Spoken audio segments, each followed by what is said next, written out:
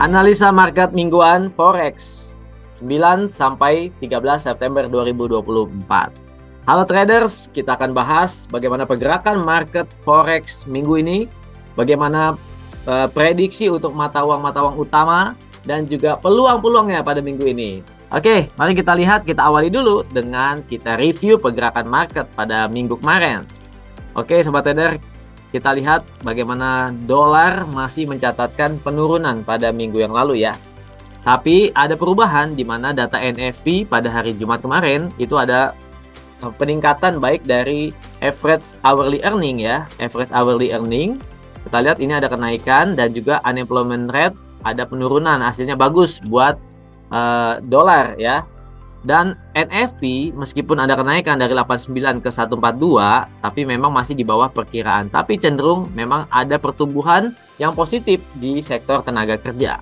Ini membuat dolar ya terbantu dari penurunannya di 100,49 di awal pekan ini. Kemudian di akhir pekan ditutup di 101,09. Ada kenaikan dari lower meskipun secara mingguan masih mencatatkan penurunan. Tapi ada dorongan untuk menjauhi level low-nya. Oke, kita akan lihat bagaimana fokus pada market minggu depan.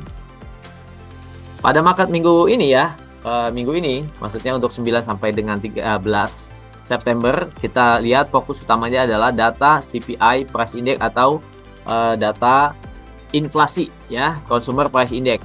Kita lihat itu adalah pada hari Rabu. Dan ada 3 data, tapi yang biasanya kita pantau adalah data CPI year on year. Jadi Agustus dibandingkan dengan Agustus tahun lalu. Jadi previousnya 2,9 ya, forecastnya 2,6. Ada penurunan 0,3%. Kalau secara ekonomi ini bagus buat ekonomi Amerika karena inflasi turun ya. Tetapi untuk trading sobat trader, ini tentunya bisa melemahkan dolar dan menguatkan gold ya, atau menguatkan mata uang terhadap dolar.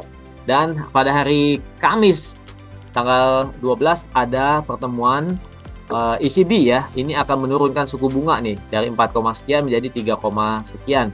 Dan kalau suku bunga ECB turun, maka peluang untuk euro cenderung drop pada minggu ini sobat trader. Ini peluang ya bagus buat trading euro ataupun pasangan euro terhadap currency lainnya. Oke, kemudian jangan lupa ada faktor geopolitik juga. Oke sobat trader, kita lihat langsung ke MetaTrader. Oke, kita lihat ke dolar index ya. Grafik dolar index daily kita lihat dolar memang turun ya. Ini sudah break support trend line dan harga turun, tapi ketahan dulu nih di level low pada Desember 2023. Dan ada bouncing atau rebound dari level low Desember ya ke 101,83. Kemudian sekarang harga konsolidasi. Nah, sobat trader perhatikan kalau dolar indeks ini tembus 101,83, maka dia peluangnya adalah ini terjadi break of structure ya atau BOS, maka bisa cenderung lanjutkan rebound atau kenaikannya. Tapi apabila harga gagal lewatin 101,83, maka dolar bisa cenderung turun lagi, mata bisa buy mata uang utamanya ya. Oke, kita ke euro. Nah, kita lihat euro sobat trader. Jadi euro ini dalam fase konsolidasi, tapi cenderung memang turun ya dari level puncak pada Agustus. Kita lihat harga high-nya semakin turun ya, dan low-nya juga semakin turun. Dan sekarang ini konsolidasi, sepertinya menunggu ECB. Perhatikan apabila harga tembus di atas 1.1138, close-nya di atas 1138 cenderung naik. Dan kalau ketahan di bawah ini cenderung turun dan kita bisa ambil posisi sell di area ini. Kemudian turunnya sobat trader perhatikan ini ada supportnya ya sobat trader, yaitu low pada minggu yang lalu ya, yaitu di 1.1024. Jadi kalau break 1024 maka dia akan cenderung turunnya lebih lanjut lagi. Jadi ada peluang untuk euro pada hari Kamis tentunya setelah ECB. Apabila break atas atau break bawah, kita bisa follow saja pergerakan kemudiannya. Tapi kalau menurut saya, karena ada cut trade ya, ada cut trade ya kata dari ECB itu penurunan suku bunga, maka cenderung akan terjadi penurunan. Oke, untuk GBP USD kita lihat pada minggu yang lalu ada penurunan cukup tajam ya di hari Jumat. Kita lihat sini, dan ini ada rejection ya di 1.3228 ada rejection, sementara turun. Dan kita lihat harga masih ketahan sini ya di atas 1.31. Jadi kita perlu nih ya menunggu harga close di bawah 1.31, maka ada kecenderungan untuk bearish si GBP USD-nya sobat trader. Sementara kalau bertahan terus di atas 1.31 masih cenderung naik. Kita lihat kenaikannya bisa ke level ini 1.3183. Di atas 1.3183 ke 1.3228 dan seterusnya ke level high Agustus di 3264. Oke sobat traders, lalu kita ke USD Japanese Yen. USD Japanese Yen ini pergerakannya semakin volatil ya, semakin tinggi volatilitasnya. Kita lihat pada minggu kemarin untuk JPY ini sudah turun ya, menyamai lagi level low yang ada di tanggal 2 Agustus atau level low awal Agustus bulan lalu. Kita lihat ya, harga kemarin hari Jumat sempat turun ke 141 ya. Sementara hari low-nya di Agustus adalah 14168, jadi hampir disamai.